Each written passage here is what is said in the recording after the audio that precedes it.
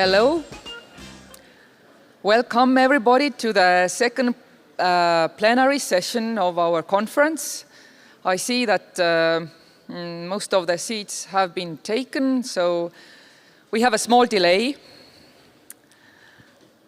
Please do come bravely. The front seats are also vacant, not reserved to some special people. And I have a great pleasure to introduce a colleague of mine, research fellow Dr. Marko Kohv from the University of Tartu, here, Estonia. He's studying wetlands, wetland resilience, ecology, hydrology, geology, also topics related to wetland restoration planning, as well as implementing different novel monitoring techniques to explore the success of these restoration measures. If you recall, the motto of this year's conference is about bridging science, policy and practice to achieve the ambitious restoration goals we have. And I think Marko really very well represents this motto, because besides being a wetland researcher, he is implementing this knowledge to restore wetlands in practice. So he's really active in wetland restoration, and also then feeds back to science by monitoring the success of these restoration measures to even further improve restoration techniques. As I said, he's also really very much into practice, and he has been initiating and leading various wetland restoration projects. I would just bring an example, a large-scale restoration project, life restoration project, Mayas of Estonia, where he was one of the key persons in the project, which managed to restore wetlands on 8,000 hectares in Estonia. And this did not go unnoticed. This life project won the Natura 2000 prize this year, recently, in the category of conservation on land. So he's very much into practice, and he's also leading Estonian Wetland Society, and is the person to turn to usually for communication. He's doing a lot of communication on these topics as well. So we are really lucky to have people as Marko in the community of nature conservation and restoration. And I am now happy finally to give the floor to you, so you can guide us through the recent history of peatland restoration and hopefully give some advice and guidelines for the future.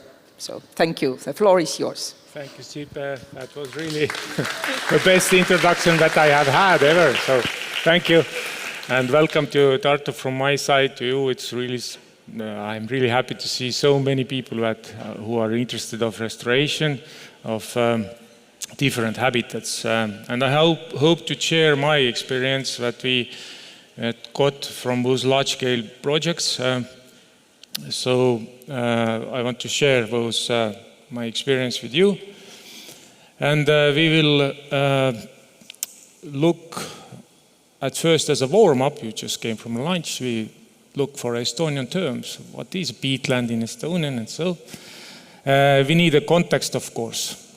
How much peatlands we have, what they are, where they are, and what has happened with them during the last 100 years or so. Some examples what has been made to lessen that impact in the past. And when we go deeper in the now current practice, what we do, and kind of try to go through this entire circle of restoration, starting from a policy, and finding a good place, then adapting your overall goals to a specific site when you need to implement it some way on a ground. You need to monitor it, you need to analyze the data. And the long-term issues like how to scale this thing up and such things, I will cover a little bit more. And hopefully we'll end up with nice conclusions. And I hope that we still have time for questions and discussions end of after my talk as well. So a little bit more of my background. I'm a geologist. Don't ask about living things too much from me.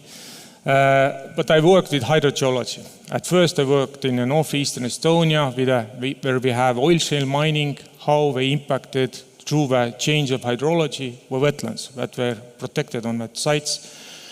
And at the same time, it was around 15 years ago, the first restoration projects or thinking of wetland restoration started to grow in Estonia. I was lucky to be involved in one of the very first planning of restoration sites in Estonia in modern times, let's say. So Estonian terms and definitions, very nice. Märgala, literally meaning wet area, is a wetland.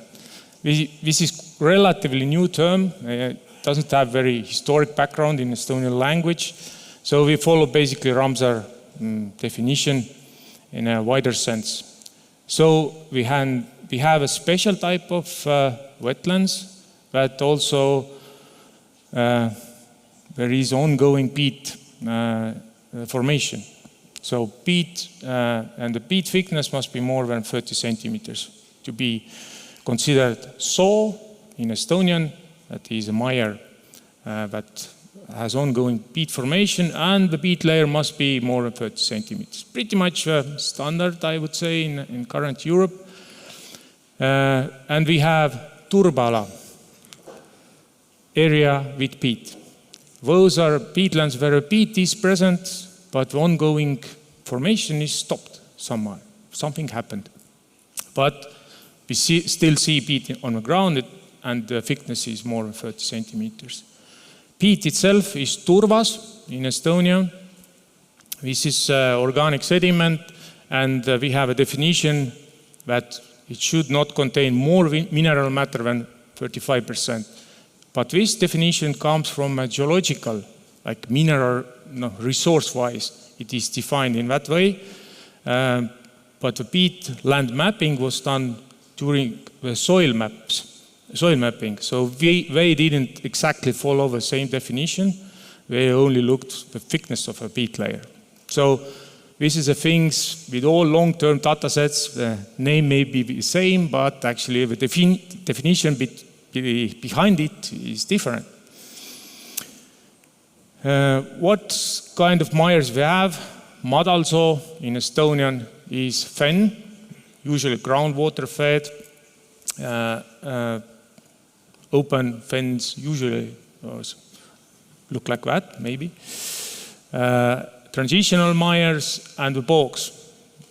Fens get their water from the groundwater, bogs get their water from above, from the sky. So they're very nutrient poor.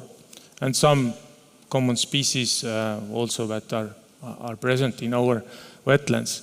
So raba is bog in Estonian, raba.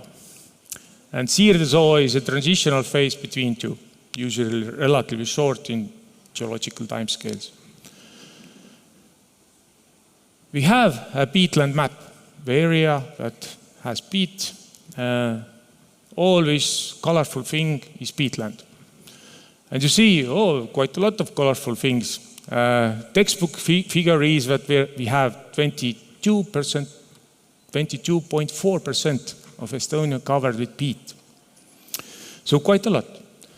You see that there are some gray areas, for example, where is it? Yeah, this part. Why it's so? This is an upland, this is limestone upland, it's a karstic area, so all the water goes down very fast, so there's no good condition for peat formation. But overall, we have quite a lot of peatlands. What the colors mean is their condition. So red is in bad condition, in a wetland point of view, and green is in good condition. So you see quite a lot of red, something happened. Both data sets are taken from a Helme project that was led by Avelina, who is the main organizer. So they renewed quite a lot of data from Soviet times and even earlier and published them digitally. So it was a very good starting point for future projects. But what happened with those red areas? This is a visualized timeline in that sense. With soil maps by type is actually here. Approximately, we have 1 million hectares of peatlands, like approximate figure. And by peat type, we know that most of it, this light green part, was fens, actually groundwater fed peatlands, and a little bit more than 20-25% were bogs, and the yellow part were transitional mires in between. Most of Estonian peatlands were originally fens. So this was, let's say, 1850s. That was that situation. By 1950s, we already have transformed the peatlands to something else. We, I mean people, to something else. Black color represents agricultural fields, dark green forestry, commercial forestry lands, and other means towns, roads, railways, all this smaller stuff, infrastructure usually, and red is peat mining. You see that by now we have lost 2/3 of our peatlands. Our mires, they are still peatlands. We have lost 2/3 of our mires. And the loss is uneven. You see the fens were most widely represented, and now there are very, very little left. We have basically remnants of fens that we have, less than 10% survive. Bogs did much better, much more of it survived. And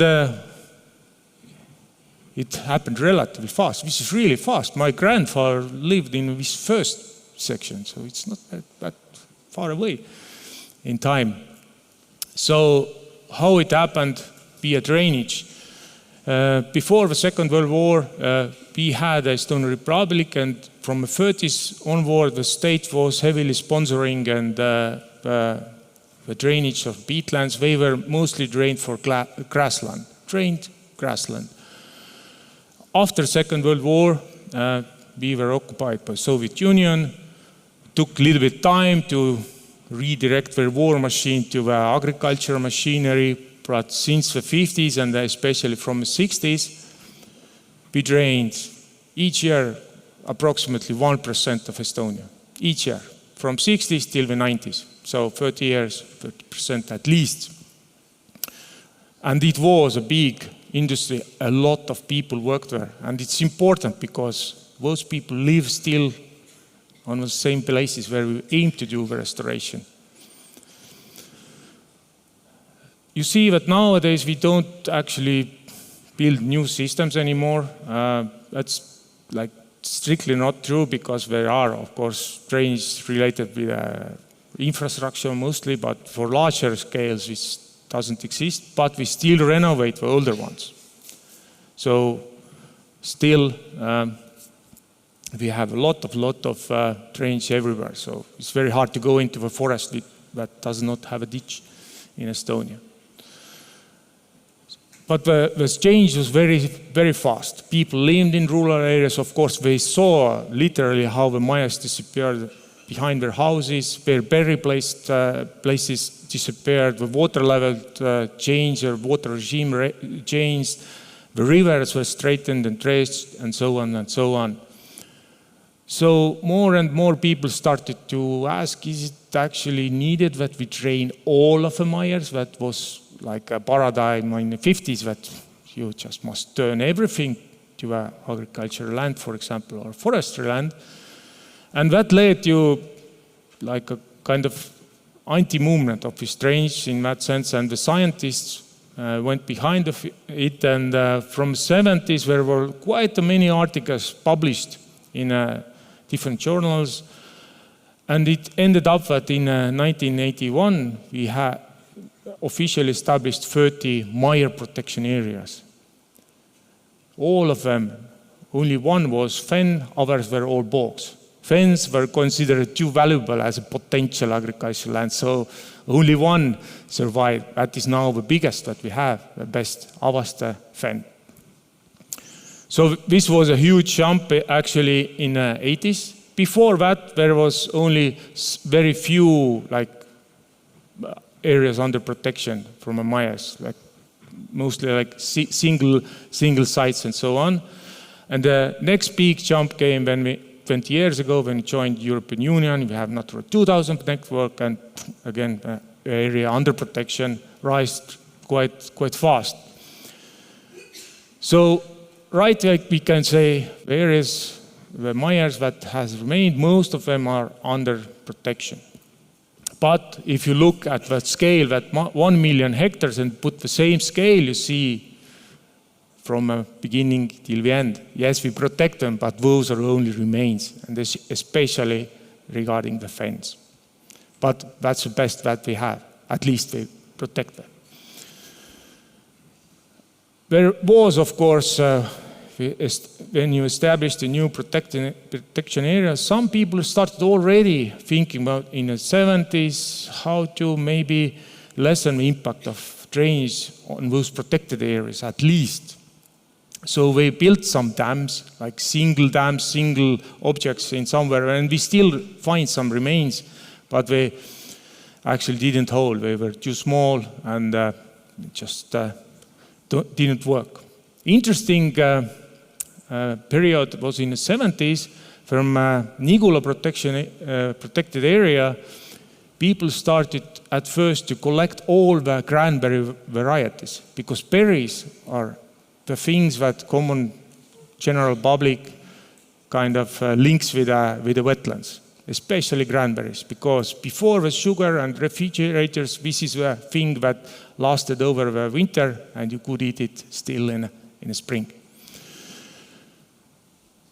They collected the varieties all over Estonia, even managed to register them officially as a official variety. And in the 70s, there was more than 250 hectares of former cut-over bogs, the areas where you did cut the peat before, they turned them to cranberry plantations. And my childhood candy was a cranberry within white sugar coat. Actually, we ate the sugar, but the cranberry was inside. But it all died down in the 90s when the Soviet Union collapsed. Those sites were just left as is. But if you visit them now, you see them, they have recovered quite well back to them, at least transitional mires or to bogs. So it's interesting thing that now we know that, okay, cranberry is quite good nursing plant. It can survive in a cut-over bog if you get the hydrology right. And below them, other species can come, like sphagnums, that we consider a keystone species in case of bogs. So, and that's important because cranberries have certainly public support even now. It's much more easier to sell that we are planting cranberries compared to sphagnum or tufal. So this is a good point from history that we can use. And fortunately, some of those people who worked on those plantations and worked with those cranberries are still alive with us, and we have contact with them, and we try to resurrect this practice. Actually, we did small-scale planting this spring.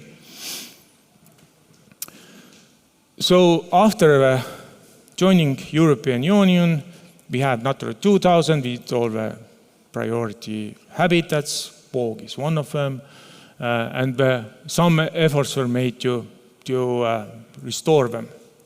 And we started to look for some solutions.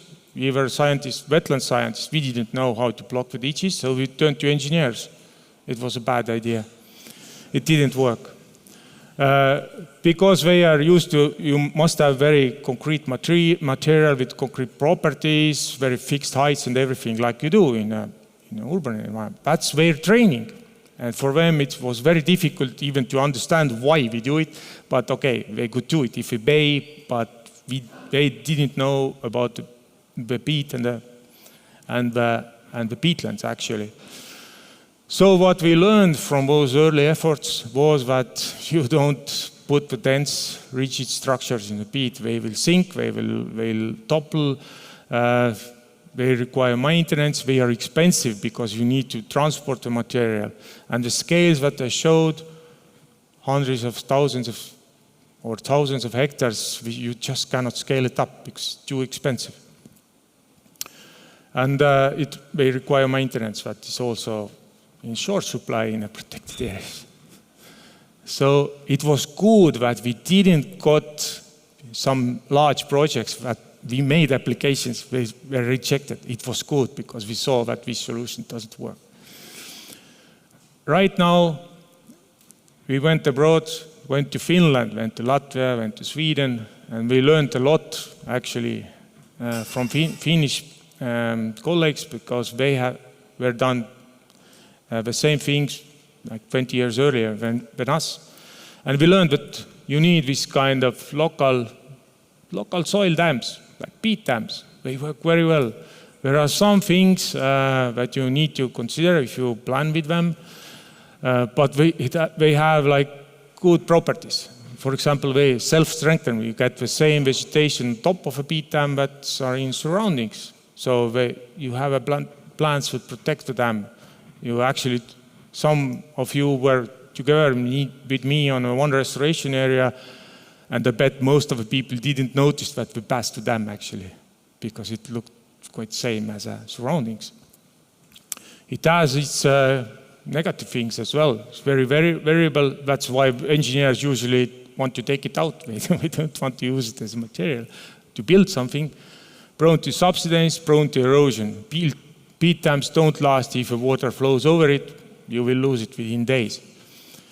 And contains logging stumps. This kind of building with local materials leaves some secondary structures that you maybe do not want. You need heavy machines, you need access trails to cut through the forest, for example. And you need to strengthen those trails because you want to get back with the machine. For material, you need to take it somewhere. It leaves a hole in the ground and so on. So you get a lot of like secondary structures that are not present actually in a reference ecosystem. So, and you can mix the soil, of course. If a peat layer is not thick enough, you will take everything that's below and you make a new surface. So there are some caveats, but generally it's scalable, relatively cheap, and it works if you do it properly. How much have we done? We started around 10 years ago, I would say. There were some smaller projects before that, but in a like really, not industrial way, but focused way, we started in 2014, I would say. And those are the areas. The bigger the dot, the bigger the single area. You see that there are some concentrations, especially this area. This is Soma National Park. This is the area where most of drains that can be blocked legally are blocked by now. So 10 years, 22,000 hectares, quite a lot, quite fast. And we have ongoing projects that we know are financed that aim to cover even more than 30,000 hectares. So I think by 2028, we should have more than 50,000 hectares done. Restored hydrology primarily. And some tree cover manipulations, but those are small. It is quite big, but if you remember the scale of our drainage, this was an area that we drained within 1 year in the 70s. So it's around, if you manage to do it all, it's around 8% of like total drained area. Still a lot, but it's also quite concentrated, of course, in the protected areas. So let's try to step back a little bit and look this entire circle,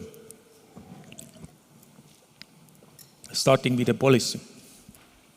Policy is a thing that is important. We usually don't want to deal with it because it's boring. You must sit in the committees and talk a lot, and it feels that it goes nowhere.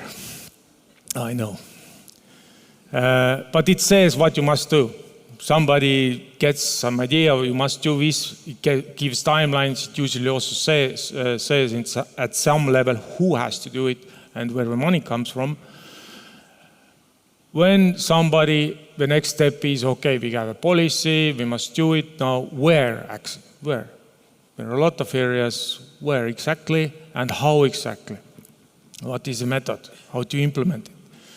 And we must have some kind of monitoring, of course. Is it working? Or do we need to change somebody? And the last phase, I would say, is that somebody needs to analyze it. What does it mean? Is it enough? And do we need to change something?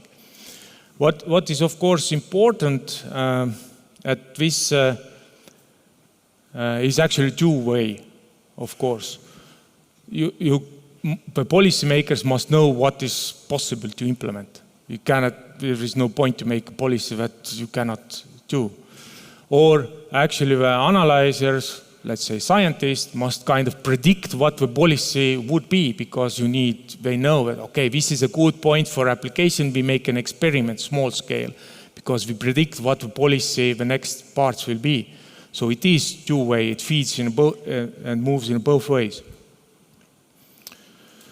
So let's look at the policy. In Estonian scale, in the Estonian peatlands, we have the European Union, of course. We are part of it. It says what must be done in habitats, and it gives money as well. So 90% or even more of Estonian wetland restoration has been done via EU funding.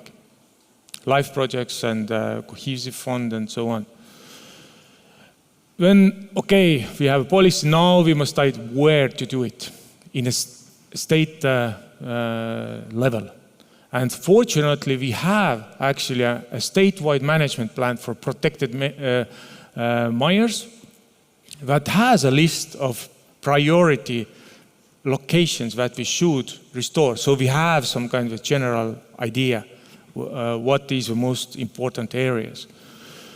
And then, okay, you choose the area, you write the project. This is actually the picture where we wrote Life Myers Estonia application in my kitchen. So this one. And in the end, if all goes well, there is somebody with the excavator and he must do something. He must know what to do, so you must supervise him. So in a site scale planning as well. It was relatively straightforward beforehand, like top down, very goes like straight. Now you have new funding sources and like interests, like commercial interests or business interests. Basically, I would say like carbon business. You do something bad and you buy yourself out from somewhere else.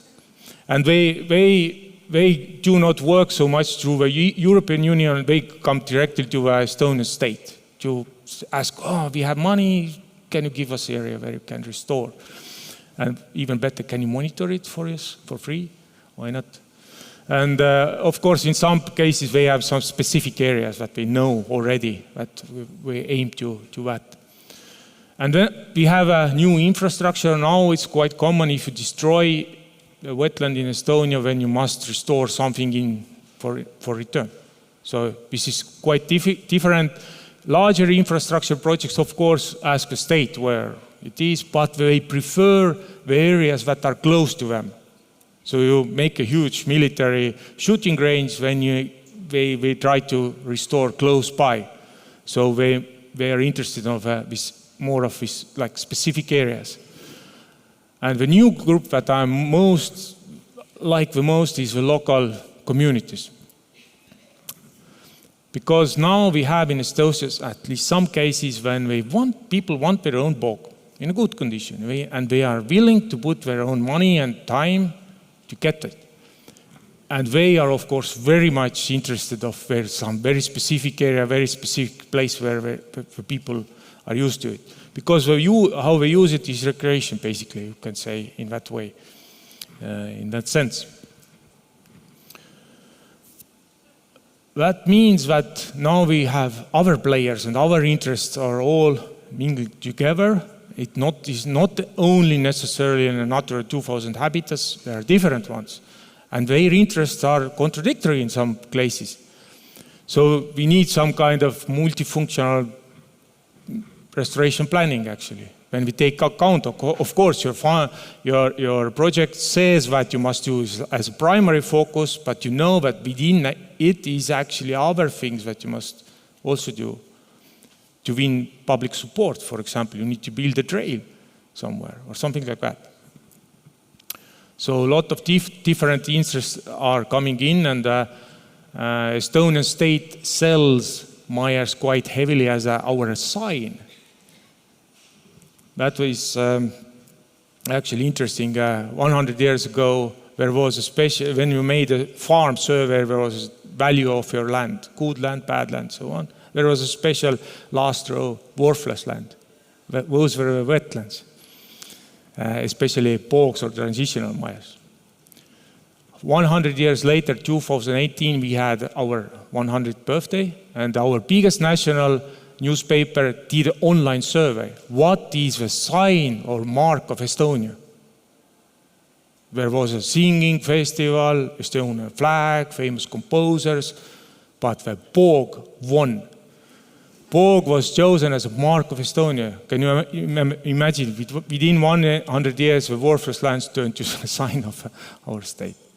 So, and this is a thing why the local communities are now interested to having their own wetland. Okay, you have an area, you figured out what you generally do. There are a lot of things, of course.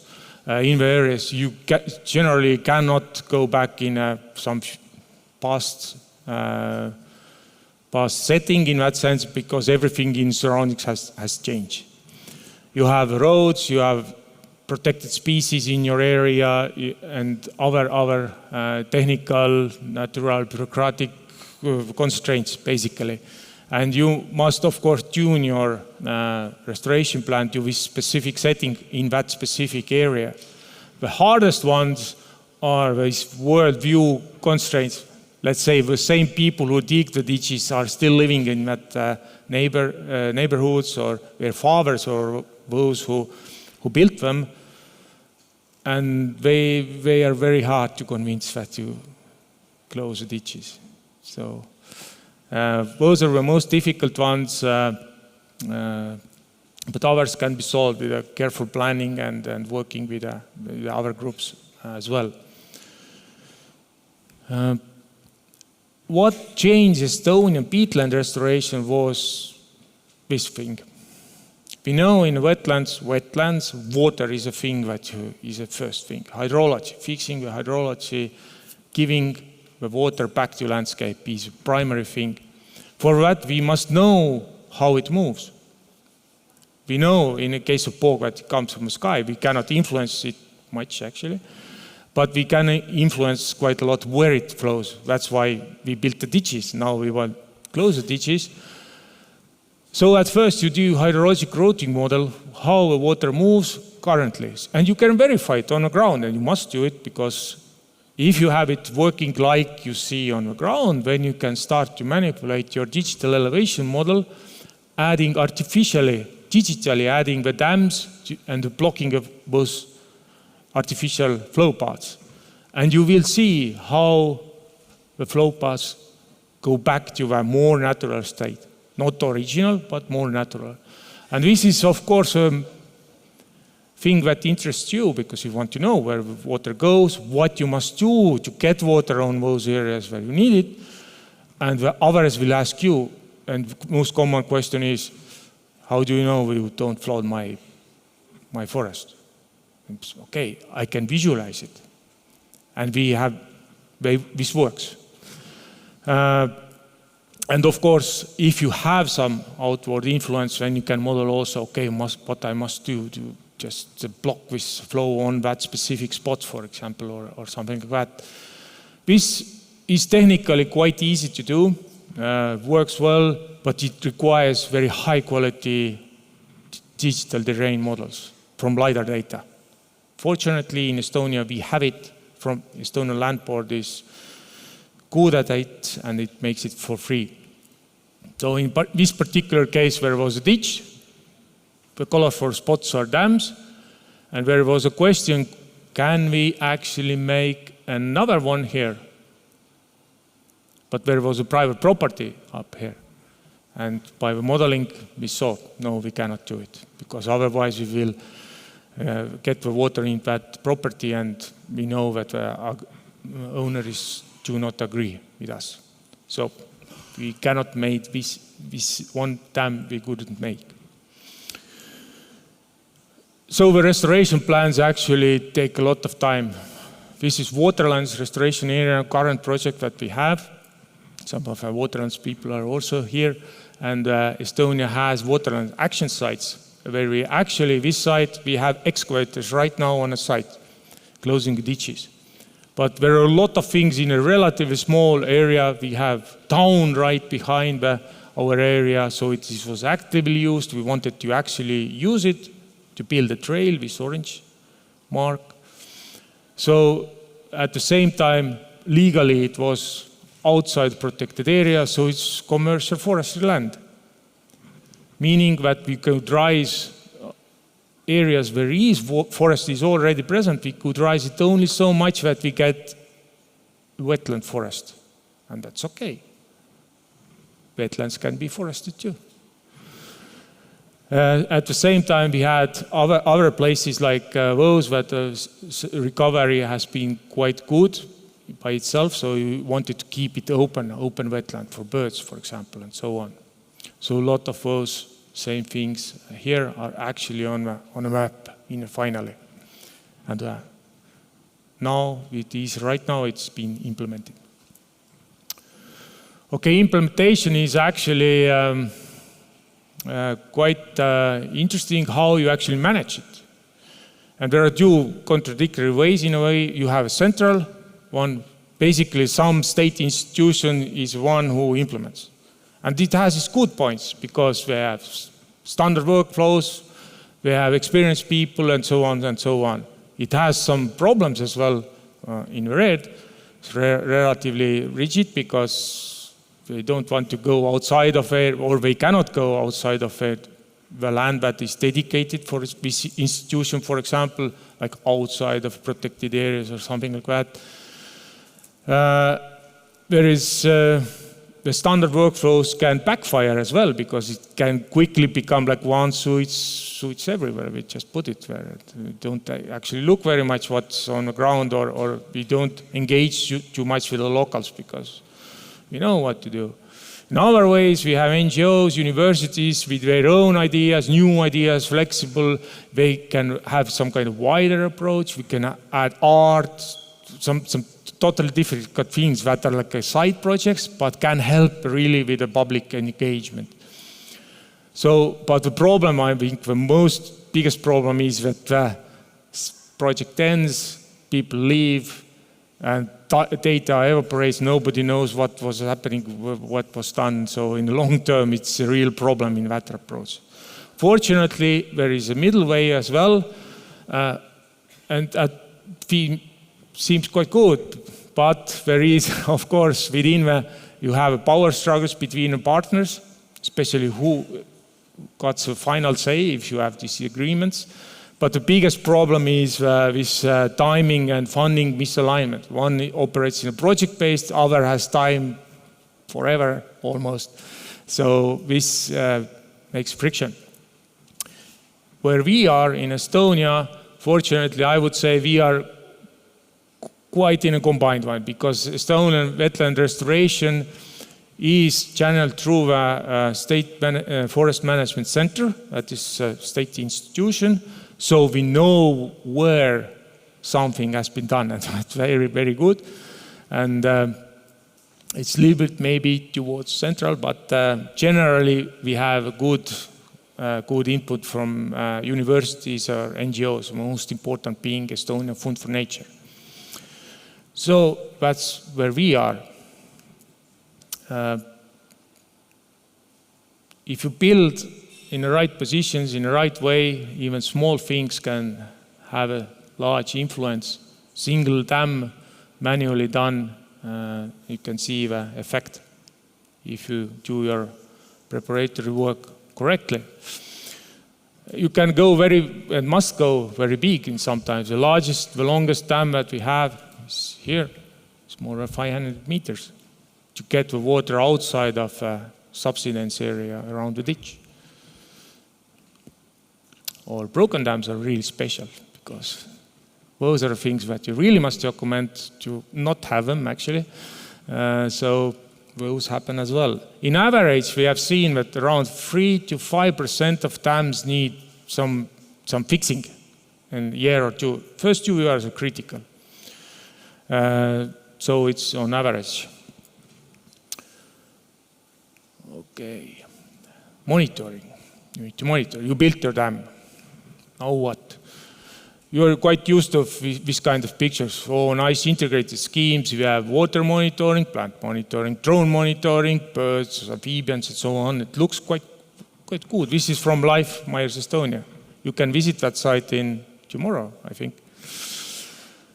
And results in that usual way, time series of water levels. You see when the ditch was blocked and the water level rises very fast. What is very good are before and after photographs, of course, because if you go with excursion, usually people don't know what was before. So for them it was difficult to understand what was happening. So those are good. We have short-term changes, middle-term, long-term. And in reality, all this nice monitoring is done during the projects. We have very little, only few sites that have longer than 6 years, like outside of project deadline. Usually related with universities who somehow get a new project on top of an old monitoring site. And we almost do not have any longer term monitoring. And we have, you must also know what is happening in the reference sites, where you aim to get in a long term, if recovery goes as you planned. We have a Meyer station that's operating more than 100 years. That's good. We have something, but it's on a bog only. Disturbed habitats, we know very little actually, to be honest. So this is the only longer term monitoring is national Meyer bird monitoring. And I took out some things from reports. Generally saying the last is my favorite, that former cutover bog has so many birds that they didn't fit on the map. So, and I'm geologist, I don't know birds, there are too many of them. So I asked ChatGPT, please generate images of I would say conceptual Estonian water bird. So I know there are ecologists here, you can guess what species are mixed together. First one, upper one there was a lapwing and a crane mixed, but I leave it to you. So we have a huge gaps in the monitoring. And I know that in our states it is also a problem, especially longer term monitoring. What we can do, I would say state certainly is consistent long-term monitoring. Automate as much as possible. Some things are relatively cheap to do, like water level, temperatures, weather measurements, and so on. What is bigger, the gap and the need is the largest is the carbon flux, because everybody asks it. How does it work? And we actually don't know. We have now sites, but they are just now popping up. Toomamaier would need a companion in a fen at least. So we have some idea in the fens, and currently they have restored sites nearby, but we don't monitor them. So we should expand it and add the carbon flux to at least the Tooma station is on a map. But 2 stations for the entire country is quite small. What to do with the surroundings? And I don't believe that the state would have more than 2 stations. I thought that we have open access papers that are good, but can we have open access field sites? When you can publish the data, coordinates and so on, so much, so you can kind of build up on the previous projects. Because we have in that map, there are 20 well-surveyed bogs. When we have data for 4 years, and we could build on top of that, if the data is available to the detail that's necessary to the next projects for planning. So it needs some kind of governance. Of course, you need some kind of like governor, and you need money to maybe rebuild those former sites, to maybe replace the water measurement units or something like that. So Life IP project would be great for that, maybe. And how to govern in Estonian setting, we have an environmental agency who can maybe manage at least this governance. So actually, if you go with your idea to have a new experiment, so you don't destroy somebody's old experiment, at least. So this is idea what is maybe possible to implement in current financial climate. Citizen science is one option, but to be honest, there is a problem how to actually interpret this data and how to analyze it. But this is certainly one option in some cases. But it is, of course, like add-on. It cannot be like entire monitoring of space in citizen science. It's not possible. Analysis. We have scientists who get raw data and interpret it. What does it mean? And at the same time, we have officials who also need to report the numbers, what is happening. So we have some lines of communication in between, like reports, journal papers, events, and so on. And those are mostly initiated by the scientists towards officials. You expect the officials to come, but the scientists are organizing this. And the officials initiate roundtables, committees, and they ask sometimes, could you analyze this data? Tell me, what does it mean? So there is another way of communicating initiated by the officials. And the events and joint field visits and such things. In Estonia, we don't have much journal articles. Should certainly be more scientific articles. We have a data, I know. I have it myself. And I would say that scientists are working towards officials quite heavily because they know that they need their support, but official part is a little bit thinner, I would say. So there is certainly a room to make it better, because in the end, you would like to have those all things working together, driving each other. So let's look at the circle to calm Tsipe down. It's calming. Because we went through that circle, but of course, in reality, there are many other circles who interact with our physical space that we have. And they are operating in the same way, like some other policies.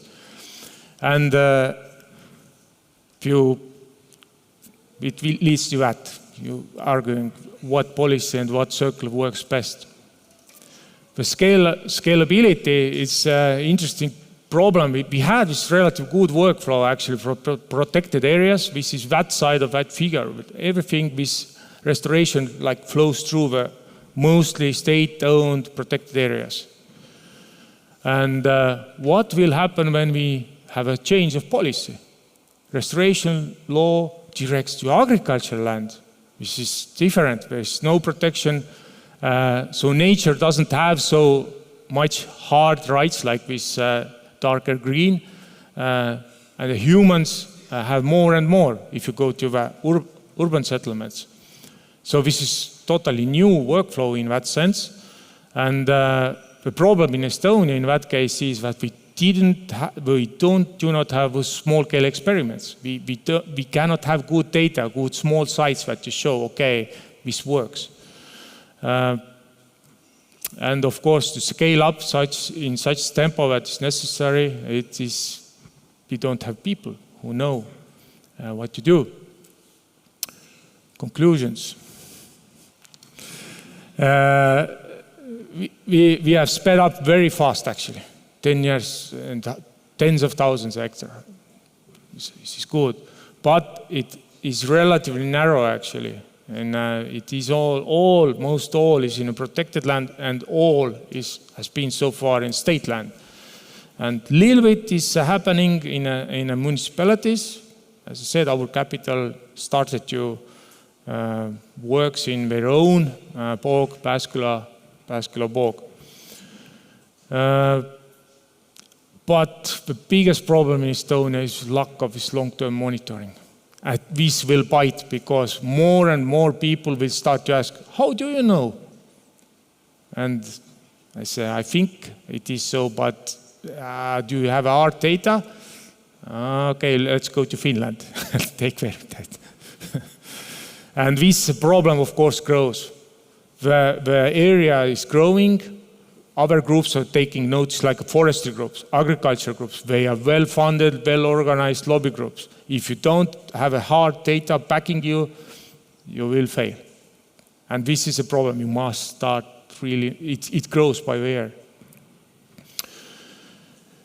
If you move out of protected areas, much more those circles appear. We need different disciplines like social sciences to help you, because this is not my training how to communicate well with the people. Actually, I was drilling, that's all. So there is definitely also in Estonia room for this communication between officials and scientists to improve that. But mostly it's a goodwill, I would say. For example, we had a peat roundtable. That was a good point, but it hasn't gathered for years. This is the final thing. Need to do the monitoring. That's all I need to say. And reference the things that I used in that presentation. And questions and discussion.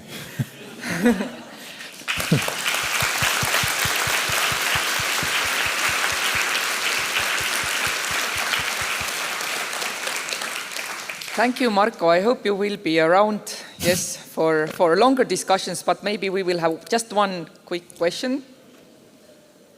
Yes. Is there a microphone on this side of the room?